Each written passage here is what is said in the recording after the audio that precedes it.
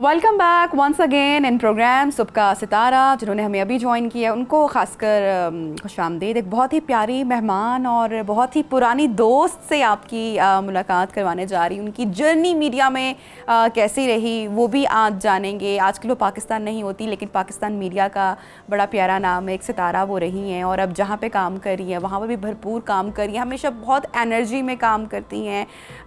हमारे साथ जनाब मौजूद हैं नीलम असलम साहिबा।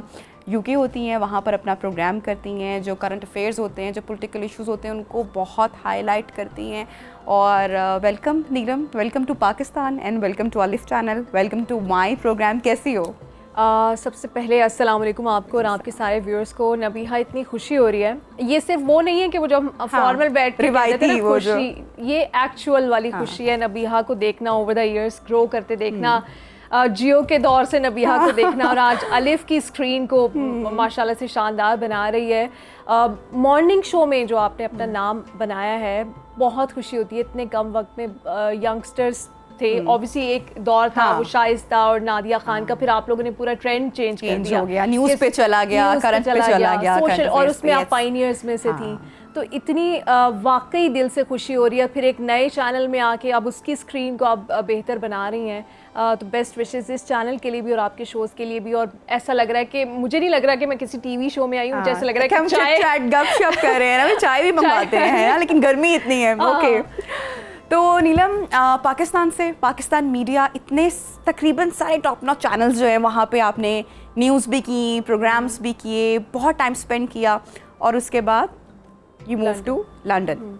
अच्छा, इसमें ये हुआ था नबीहा, आप भी जानती हैं कि कोई 11 साल न्यूज़ पढ़ी हैं और फिर न्यूज़ में ऑब्वियसली वो थोड़ी सी आप अपना रोल चेंज करते थे। कभी स्पोर्ट्स जर्नलिस्ट बन गए, कभी ट्रांसमिशंस कर रहे हैं वर्ल्ड कप की, कभी आउटडोर में शूट बहुत करती, आउटडोर रिपोर्टिंग मैंने बहुत जलसे सब कुछ, और पॉलिटिकल वाले वो जब ये जो दौर था ना 2014 से लेके 2018 तक का, जिसमें बड़े उतार चढ़ाव नया भी शुरू हुआ था ना, नया शुरू हो रहा था, तो वो आउटडोर रिपोर्टिंग की और वो जलसे की कवरेज और क्रेन कवरेज और ये और वो 2020 में ना वैसे भी कोविड आ गया, पूरी दुनिया को भी एक सोचने का और रुकने का मौका मिला और मुझे भी थोड़ा सोचने और रुकने का मौका मिला कि क्या यही वो काम है जो मैं कंटिन्यू करना चाहती हूँ, इसी इंटेंसिटी के साथ, इन्हीं चैनल्स के साथ। होकर गई नीलम कहीं पे किसी पॉइंट पे आके मोनोटोनस हो गया? क्या हुआ? हाँ, मोनोटोनस हो गया था। ऐसा लग रहा था कि बहुत कुछ कर लिया है, अब कोई ऐसी चीज़ नहीं है कि जो फुलफिलिंग मुझे लग रही हो या एक्साइट कर रही हो। शायद वो मीडिया का दौर भी 2020 का ऐसा आ गया था कि हर वो मुस्बत रिपोर्टिंग ओवरऑल, ना सिर्फ पाकिस्तान में, आई थिंक फ्रस्ट्रेशन एक थी सब में, क्योंकि सब कुछ बंद हो गया है, क्या हो रहा है क्या नहीं हो रहा, लोग बीमार हो रहे हैं, तो वो हम सब कहीं ना कहीं फ्रस्ट्रेशन का शिकार रहे। और एक मुझे असल में न्यूज़ पढ़ते हुए हमने क्या दौर गुजारा है कि वो जब पाकिस्तान टेररिज्म के खिलाफ जंग हो रही थी, वो हर एक ऐसा दौर भी गुजरा है 2013-14 का, अल्लाह माफ़ करे, कि हमें हर दूसरे तीसरे दिन कोई बॉम्ब ब्लास्ट की जो न्यूज़ है वो कवर करनी पड़ती थी, जो वो पूरा दिन जिस तरह से होता था। एक पॉइंट पे आके ना आप इतनी ज़्यादा नेगेटिविटी एब्जॉर्ब करते हो, तो आपका सिस्टम जो है ना वो आप कर रहे हो, लोगों को लगता है कि इन लोगों को फ्लश आउट कैसे करती हूँ नीलम? क्योंकि मेरे साथ भी अक्सर होता है ऐसे कि जब बहुत पॉलिटिकल हैपनिंग हो, बहुत सारी चीजें हो ना, आप वो मूड कैरी, तो ये बड़ा टाइम लगता है इसको समझने में, सीखने में। मतलब अब आके वी आर मैच्योर इनफ कि हम उस चीज को वी नो कि हमें कैसे हैंडल करना है, लेकिन पहले ऐसे नहीं होता था। वो लोग जो कि नए मीडिया में आ रहे हैं, वैसे वो इतने सेंसिटिव हैं आपको लगता है फ्लश आउट कैसे करना है ये सारे इमोशंस, नेगेटिव न्यूज जो कि मुल्क के साथ हो रहा है, आप कैसे करती थी? अच्छा नबीहा, इसमें दो चीज़ें हैं कि जिस वक्त हम ग्रो कर रहे थे ना इस मीडिया इंडस्ट्री के साथ, ये मीडिया इंडस्ट्री भी उस वक्त ग्रो कर रही थी। एक फैक्टर ये था कि वो सबके लिए ना एक एक्साइटिंग सा कोई एनवायरनमेंट था कि इंक्रीमेंट्स भी लगते थे, मोटिवेशन भी होती थी, नए नए चैनल्स भी आते थे, सबको बड़ा इज्जत भी मिलती थी और चैनल फैमिली बन जाता था। कंपटीशन हो रहे होते थे कि उस चैनल ने ये ब्रेकिंग न्यूज़ दे दी तो हमने ये ब्रेकिंग न्यूज़, हमने ये ट्रांसमिशन करनी है। एक ना बड़ा एंथुजियास्टिक सा एनवायरनमेंट होता था। सेकेंडली, हम जिस दौर में ग्रो कर रहे थे उसमें आर्मी, पब्लिक स्कूल जैसे इंसिडेंट्स, और जैसे मैं बॉम्ब ब्लास्ट कह रही हूँ, पॉलिटिकल हैपनिंग, धरने हो रहे हैं, 114 दिन का धरना, अब हम इमेजिन कर सकते हैं कि होगा नहीं होगा, और दुआ भी यही है, उस पे 24/7 कवरेजेस हो रही हैं। इस तरह की जो न्यूज़ थी ना, वो हमें काफ़ी ज़्यादा हम पे भी उसका एक वो कहते हैं ना टोल आया मेंटल हेल्थ पे। उसमें आउटलेट तो उस वक्त यही होती थी कि दरमियान में कहीं घूमने चले जाओ, नॉर्दर्न एरियाज़ में चले जाओ, जैसे कराची में मैंने आप खुद कराची में थी तो फैमिली से मिलने आ जाओ तो थोड़ा सा आपका मूड रिफ्रेश हो जाता। बट एक पॉइंट पे आके ना मुझे लगा कि अब ना मुझे कुछ पढ़ना चाहिए, क्योंकि मैं सोशल इश्यूज़ के बारे में ना सोचती थी कि हमारी न्यूज़ बुलेटिन्स में सोशल इश्यूज़ को क्यों हम कम कवरेज देते हैं। लाइक अगर हमारा 40 मिनट्स का कंटेंट है एक न्यूज़ बुलेटिन में, तो उसमें सोशल इशू जो है वो कुछ इश्यूज हैं जो कि बहुत बड़े इश्यूज बने, हाईलाइट हुए, फॉलो अप स्टोरीज भी होती रही। फिर एक दौर आया कि हम बस 2-3 मिनट की देखे, he said, she said, Fawad Chaudhry ने ये कह दिया, इमरान खान ने ये कह दिया, हम बिल्कुल पॉलिटिकल कंटेंट पे चले गए थे।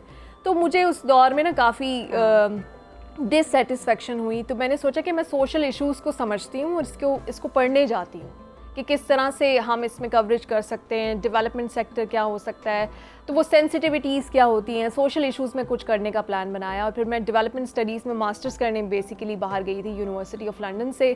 फिर वहाँ पे कुछ अर्सा वहाँ पे जाते साथ ही एक चैनल में मुझे जॉब मिल गई। तो बस ये कि वही तो क्या फ़र्क देखा आपने यहाँ पे पाकिस्तान में, आपने जितना अर्सा मीडिया में काम किया और अभी आप लंदन में हो, तो किस तरह से वहाँ का मीडिया न्यूज़ को रिपोर्ट करता है? क्या प्रोज एंड कॉन्स है वहाँ पे और पाकिस्तान के ऑब्वियसली? अच्छा नबीहा, एक चीज़ हमें अपने ना लोगों को बतानी पड़ेगी जो कि लोग नहीं बताते जब बाहर चले जाते हैं। वो सब ना अच्छा दिखाते हैं और हर मसला ना हमें पाकिस्तान में दिखाई देता है कि ये हमारे तो चैनल्स का वो मयार नहीं है, हमारे तो एंकर्स का वो मयार नहीं है, हमारे तो जर्नलिस्ट वो नहीं है, हमारा तो मुल्क ऐसा है। सब ठीक है, हमारे अंदर हमारे लोगों में बहुत कमियां हैं, बट बाहर भी बहुत मसले हैं, बाहर भी एक्सप्लॉयटेशन है, बाहर भी वो 10 घंटे में आपसे 12 घंटे वाला काम ले रहे हैं। अगर हम इन रिगार्ड्स टू कवरेज देखें तो अभी जब पैलेस्टाइन इशू आया तो वो सारी जो कलई है ना, वो जो वाइट वॉश कि हम बेहतर हैं, हमारे मीडिया एथिक्स बेहतर हैं, पाकिस्तान या इंडिया के चैनल्स को तो कुछ नहीं पता, उनकी सारी ये जो ह्यूमन राइट्स का वो एडवोकेसी करते थे वो सब एक्सपोज हो गया। एग्जैक्टली ये बहुत बड़ी बात है। मैं अक्सर इस बात पे बात करती हूँ जो मुझसे कोई बात करता है, स्पेशली वो लोग जो कि ओवरसीज हैं, कि जो कुछ, और मैं इस पे एक्चुअली आना चाह रही थी कि मैंने इस पे बात करनी थी आपका व्यू पॉइंट, क्योंकि आप नीलम थ्रू आउट बहुत वोकल रही, चाहे सोशल मीडिया हो, चाहे आपका प्रोग्राम हो, हमारा बीच में हम कनेक्टेड भी रहे क्योंकि आप लाइव शोज, लाइव ट्रांसमिशंस कर रही थी। अच्छा, मैं उस पॉइंट पे आई थी कि जब लोग कहते हैं ना कि ह्यूमन राइट्स वेस्टर्न कंट्रीज़ जो हैं, जितने भी यूरोपियन कंट्रीज़ हैं, जितने भी दूसरे मुल्क हैं बाहर के, ये भाई एक कुत्ता भी पानी में अगर चला जाएगा तो ये उसको भी बचाने के लिए ट्रेन्स आ गई हैं, ये कर दिया, वो कर दिया। कहाँ है अब ये वो सब लोग जो कि फ़लस्तीन में हो रहा है? तो ये सिर्फ एक इंसानियत का नाम का एक मास्क, एक ढकोसला था जो कि आप दुनिया को दिखा रहे हैं। सारी दुनिया खामोश उस पे। आप मुसलसल ट्रांसमिशंस करती रही, पूरी दुनिया से जर्नलिस्ट आपके साथ कनेक्टेड रहे। क्या कहोगी नीलम? मैं यही कहूँगी कि इट्स हाई टाइम कि हमारे अंदर जो एहसास कमतरी है ना, ये जो कॉम्प्लेक्सेस हमने पाल रखे हैं कि नहीं जी हम उनके बराबर के नहीं हो सकते, इस कॉम्प्लेक्स को पाकिस्तानी नेशन अपने अंदर से निकाल दे। और वो जो कलोनियलिज्म रह गया है ना हमारे दिमागों में, वैसे तो सरहदों के लिहाज से वो चले गए छोड़ के, बट उस कलोनियन माइंडसेट जो है ना, जो गुलामी का है, उसको पीछे छोड़ के हर चीज़ उनकी तरफ के, अगर वो ऐसे कर रहे हैं, वो राइट कह रहे हैं तो हम राइट हो रहे हैं, वो लेफ्ट कह रहे हैं तो हम लेफ्ट हो रहे हैं।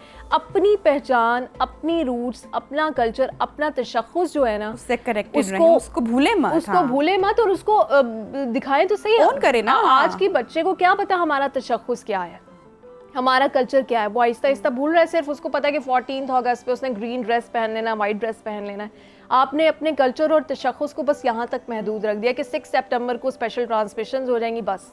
इसके अलावा भी हमारी रिसेंटली ईद कुर्बा हुई और बहुत सारे, बड़ी अच्छी बात है।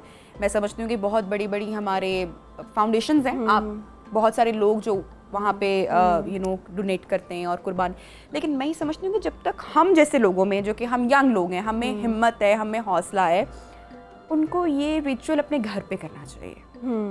आपके घर में बच्चे हैं, अगर वो देखेंगे कि पेरेंट्स ने, ठीक है आप एक लेट एज में जाके, सर हमारे पेरेंट्स हैं शायद उनमें उतनी हिम्मत नहीं है, एक कुर्बानी का काम होता है पूरा, ठीक है, अगर वो, लेकिन आप अपने बच्चों को अगर ये रिचुअल्स, हम अपनी सारी चीज़ें नहीं दिखाएंगे कि हम किस तरह से सेलिब्रेट करते हैं, हमारे कौन से फेस्टिवल्स हैं, हमारी क्या चीज़ें नबीहा, मुझे ये बताएं ना, पाएंगे, हमें ये हिम्मत करनी पड़ेगी। जो जानवर आपके घर आया नहीं, आपने उसको 2 दिन देखा नहीं, आपकी उससे कोई एफिलिएशन नहीं बनी, आपकी उससे कोई मोहब्बत नहीं बनी, कुर्बानी सिर्फ फिर पैसे की रहेगी ना। अगर वो इमोशनल सेंटिमेंट होना बहुत ज़रूरी है कि यार ये मतलब जानवर हमारे घर रहा है, अब ये हमसे जुदा हो रहा है, अब ये कुर्बान हो रहा है, लेकिन इसलिए हो रहा है कि अल्लाह के रास्ते बच्चे वो क्वेश्चन भी करते हैं, फिर आप उनको हिस्ट्री भी बताएंगे कि हम ये क्यों कर रहे हैं, फिर हमने इसको डिवाइड कैसे कर रहे हैं। तो नो, ये हम इन सब चीज़ों से ग्रेजुअली, नीलम जिस बात पे आप बात करेंगे, हम डिस्कनेक्ट होते चले जा रहे हैं, क्योंकि हम इतने वेस्टर्न होते चले जा रहे हैं, हम इतना वो कॉपी कर, इतना वॉनबी हमारे यहाँ कहीं ना कहीं हो गए हैं कि हम इन चीज़ों से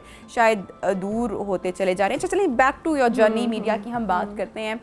कौन कौन दोस्त रहा, किससे सबसे अच्छी दोस्ती रही, किसने टफ टाइम दिया, कोई मज़े मज़े की स्टोरीज, आई एम श्योर बहुत सारी कहानियाँ हैं। दोस्तों में मैं ये कहूँगी कि मैं दोस्ती कह लें इसको, या एक म्यूचुअल रिस्पेक्ट वाला रिश्ता, वो बहुत सारे लोगों के साथ है। You are one of them. Apsa Komal हैं, उनके साथ बड़ा अच्छा ताल्लुक है। लड़के बहुत सारे ऐसे हैं जिनको मैंने भाई बनाया है, जैसे अब्दुल्ला भाई, अब्दुल्ला सबको तकरीबन जहाँ तक मुझे पता है सभी सलमान हसन, सलमान हैदरी, सारे भाई हैं। तो एक बड़ा दोस्ती कह लें या इसको म्यूचुअल रिस्पेक्ट कह लें, अंडरस्टैंडिंग कह लें, वो रिश्ता है। लड़कियों में उस्मा नौमान है, उनके साथ बड़ा एक रिस्पेक्ट मैं उनकी करती हूँ। ये वो लोग हैं जो कि मुझे इस वक्त याद आ रहे हैं। अच्छा, आई थिंक हम लोग बहुत लकी भी थे, हमें बड़े मजे के बड़े अच्छे सीनियर्स मिले, सिखाने वाले मिले ना, बड़े अच्छे हमारे उस टाइम पे। हम देखना भी चाहते थे, हम उनको सीनियर मानना भी चाहते थे, सीनियर समझना भी चाहते थे। अब जो लौट आ रही है, सब एक जैसे नहीं होते। आई स्टिल रिमेंबर कि जब मैं मीडिया में आई थी शुरू में, तो सबके साथ तकरीबन, चैनल का मैं नाम नहीं लूँगी, वहाँ पे तकरीबन सब बहुत मोस्ट सीनियर एंकर्स थे।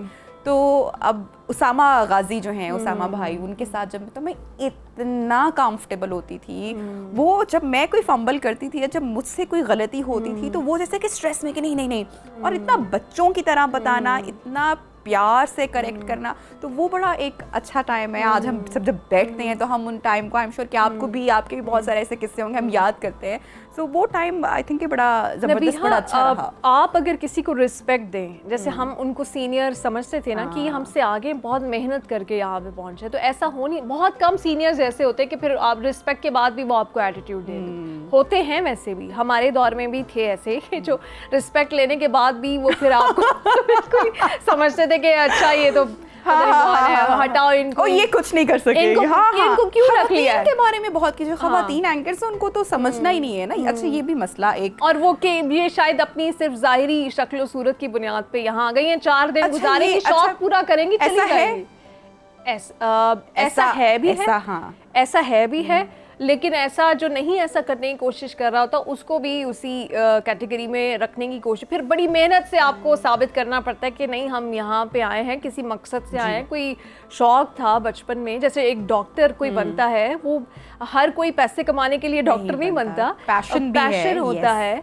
और ठीक है, पैसा तो उसमें फिर बाद में एक एलिमेंट शामिल हो जाता है, या जो भी, फिर लोग आगे से आगे बढ़ते हैं। लेकिन कुछ लोग वाकई पैशन लेके आते हैं, और फिर जर्नलिज्म जो है उसको टीवी से डिफरेंशिएट करने की ज़रूरत है। जर्नलिज्म एक पैशन के साथ ही लेके आते हैं, लेकिन आजकल जर्नलिज्म, एंटरटेनमेंट और टीवी इंडस्ट्री और ड्रामा इंडस्ट्री और एक्टिंग, हर चीज़ मिक्स हो गई है। हमारे जिस दौर में हम बड़े हो रहे थे, या बचपन में जब हम टीवी देखते थे, पीटीवी देखते थे, फ्लेवर्स थे बहुत सारे नीलम तब, तो हमें पता होता था कि जो न्यूज़ एंकर्स हैं वो इस तरह बिहेव करते हैं। मॉर्निंग शो उस वक्त मिलता है जब कोई न्यूज़ एंकर बहुत ज़्यादा ज़हीन हो जाता है, उसकी हर टॉपिक पे ग्रिप आ जाती है, तो वो मॉर्निंग शो का होस्ट बन जाता है। और अगर कोई बहुत संजीदा इंसान हो, पढ़ने लिखने का उसको बहुत शौक, तो उसको प्रोग्राम एंकरिंग में स्पेस मिलती है। तो हमें एक ना हमारे दिमाग में होता था कि अच्छा, अगर ये वाला रूट लेना है या ये इस रूट पे जाना है। अब कोई रूट नहीं है। अब आप इन्फ्लुएंसर भी हैं, अब आप टिकटॉकर भी हैं, तो आप करंट अफेयर्स के होस्ट भी बन सकते हैं, 8 बजे का या 10 बजे का शो भी कर सकते हैं। हो सकता है कुछ लोगों के समझे कि इसमें क्या बुराई है, ठीक है एक इंसान कर सकता है, लेकिन वो हमने ना जो तफरीक थी वो डिफरेंशिएशन अच्छी लगती थी, वो सूट करती थी, वो ग्रेस आती और थी। इसके साथ ये भी कि जब हमारे यहाँ बहुत चैनल्स हमारे सामने सारे मीडिया ग्रो किया, और बचपन में तो पीटीवी था, और अगर हम सिर्फ एक पीटीवी की बात करें तो उसमें कितने सारे फ्लेवर्स होते थे और हमें कितनी उसकी एक्साइटमेंट थी। अभी अनफॉर्चुनेटली ये मेरा बड़ा दुख है, मुझे बड़ी इस बात की तकलीफ है कि अगर हम टीवी लगाते हैं और हमारे पास 100 चैनल्स हैं तो उन 100 चैनल्स में आपको बच्चों को दिखाने के लिए कोई एक प्रोग्राम भी नहीं है। अगर हम पाकिस्तान की बात करते हैं, हम टूरिज्म की बात करते हैं, तो शायद ही हमें कोई अच्छा इस तरह का शो मिले, शायद कोई अच्छा रिलीजियस शो मिले, नहीं है अनफॉर्चुनेट। तो ये मेरा बड़ा दुख है कि हमारे यहाँ चैनल्स इस पर काम नहीं करे। एक ही तरह के मॉर्निंग शोज हैं, एक ही तरह के करंट अफेयर्स हैं, कॉमेडी शोज भी आ गए उसमें, वो रात 11 बजे वाले कुछ वो नहीं। तो ये अब आप लंदन में हैं, वहाँ पर भी ऐसा है, क्या फ़र्क है? हम कैसे बेहतर कर सकते हैं हमारे चैनल्स को, हम एंकर्स अपने आप को कैसे बेहतर कर सकते हैं? क्या आपने वो फ़र्क देखा वहाँ और अच्छा, यहाँ पे? Apart from that Palestine issue, अगर हम वहाँ के बड़े चैनल्स में देख लें, अगर BBC है, सबसे पहले BBC को रख लें, लाइक लंदन का तो BBC है, अगर CNN की बात करेंगे वो फिर US का हो जाएगा, लाइक हैं तो हर जगह, बट वहाँ से क्या चीज़ प्रोड्यूस हो रही है अगर उसकी बात कर लें मेनली, उन BBC पे डॉक्यूमेंट्रीज चल रही होती हैं, BBC पे कोई कल्चर के ऊपर डॉक्यूमेंट्री भी चल रही होती है, कोई पॉलिटिकल डॉक्यूमेंट्रीज भी चल रही होती है, स्पेशल रिपोर्ट्स हर कोने से चल रही होती है, स्पोर्ट्स भी चल रही होती है, फुटबॉल भी चल रहा होता है, हर एक फ्लेवर वो दे रहे होते हैं, बच्चों के लिए भी कोई कंटेंट। अच्छा, यहीं पे मैं सॉरी आपकी बात में ऐड ऑन करूँगी कि मुझे एक बार शो करना था K2 और मॉर्निंग शो हम लोग कर रहे थे, और उसकी मुझे सारी हिस्ट्री तकरीबन मुझे चाहिए थी, और मैं देख रही थी शो, सर्च कर रही थी कि कहाँ है, कुछ मिले, अच्छा कंटेंट मिले, कोई रिसर्च मिले, कोई वीडियो मिले। अनफॉर्चुनेटली, या शायद मेरी ही रिसर्च इतनी पूरी रही होगी, मुझे नहीं मिली लोकल यहाँ से कोई अच्छी डॉक्यूमेंट्री, और BBC की कवर की हुई। आपने देखा कभी अगर आपने किसी खबर की डिटेल देखनी हो, आपको BBC उर्दू की वेबसाइट पे जाना पड़ता है। ऑल्दो हमें उनसे बहुत गिले शिकवे होंगे कि वो ये हैं तो वो हैं, तो लेकिन अगर आपको एक खबर, जैसे ये अभी आजकल इमरान खान या बुशरा बीबी का इद्दत में निकाह केस चल रहा है, इसकी पूरी डिटेल कि शुरू कहाँ से हुआ, पहले कहाँ से हुआ, पहले किसने केस किया था, बाद में किसने केस किया, वो BBC उर्दू की वेबसाइट, हमारे जो लोग, मैं किसी का नाम नहीं लेती, लेकिन जो हमारे फेमस तरीन अखबारात और वेबसाइट्स हैं, उनमें 4 लाइनों की स्टोरी लगी होती है, और आपको ढूंढे कैसे, BBC ने लिंक भी लिखा होता है कि पहली स्टोरी इस पे ये आई थी, ये लिंक खोल लें, फिर आप पीछे से पीछे आपके लिए बड़ा इजी कर दिया कि आप हिस्ट्री में चले जाओ और पूरी स्टोरी पढ़ लो। हमारे अखबारात में कभी ये नहीं होता।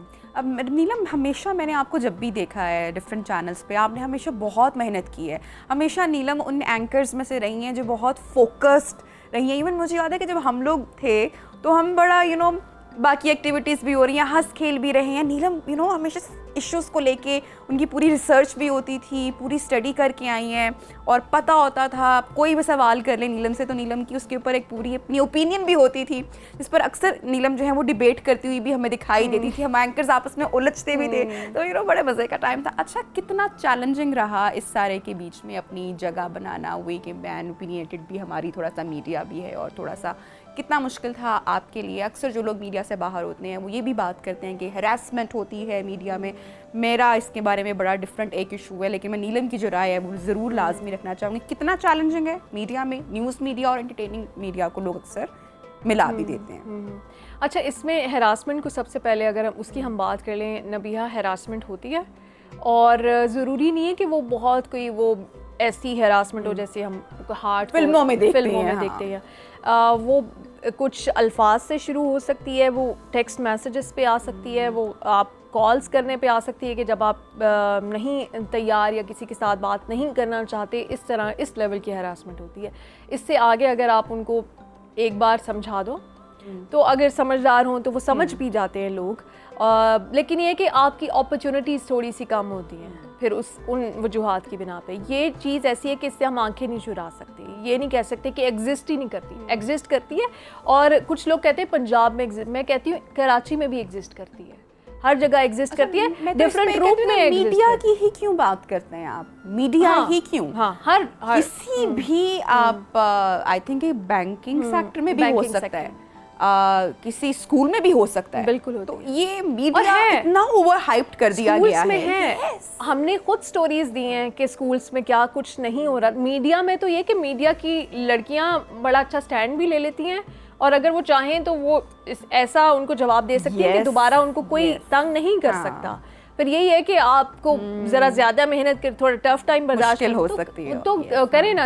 ये किसने कहा कि जिंदगी आसान है? बेड ऑफ रोजेस तो नहीं है। आप घर से बाहर निकले हो तो हर इंसान, सड़क से गुजरते जाओगे तो भी कोई आपकी गाड़ी की तरफ देख के कोई गलत बात, चैलेंज है जिंदगी। जिंदगी किसने कहा बेड ऑफ रोजेस है? तो अगर आपको इस मुश्किल में आना है, मीडिया में आना है, मीडिया एक चीज है, एक इंडस्ट्री है बहुत बड़ी, पूरी दुनिया में सबसे पावरफुल मीडियम है, पिलर कहा जाता है इसको, स्टेट का फोर्थ।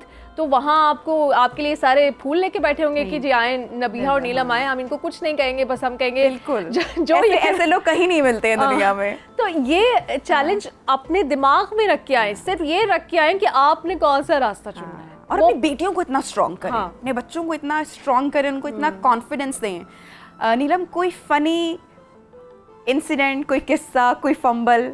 मेरे तो बहुत सारे जो आपको आज भी हंसा देता हो। आपके तो मुझे कोई याद नहीं आ रहा। वो मुझे पता है, मैं बताती अक्सर कम हूँ कि पब्लिक वो हो जाएगा, लेकिन बहुत सारे ऐसे हैं जो मैं अभी भी बैठती हूँ और मैं सोचती हूँ मुझे बहुत हंसी आती है। अच्छा, मैंने ना फनी फंबल्स नहीं किए। हाँ। मेरी होते थे टंग ट्विस्टर्स। मैं ना अच्छा वो राइट आफ्टर मोमेंट जैसे हुआ उसके होश क्या हो गया। मैं ना असल में चाय पी के बैठती। चाय तो मैं मजदूर हूँ तो वो एक पीनी दो पीनी, तो मुझे नहीं पता चाय का कुछ इफेक्ट होता था कभी कभी ना। तो जैसे ही करना शुरू किए तो टंग ट्विस्टर।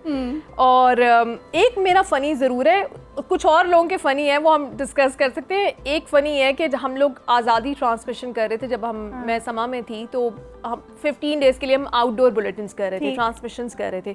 तो उसमें हमें बुलेटिन करना होता था 9 बजे का, हेडलाइंस करते थे, 6 बजे भी सेगमेंट करते थे, तो बाहर ही वो पूरा सेट लगा होता था।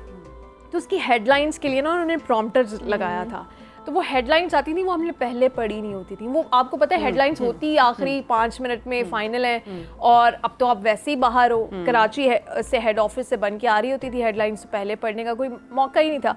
होती भी काफ़ी लंबी थी, कोई 17-18 हेडलाइंस थी।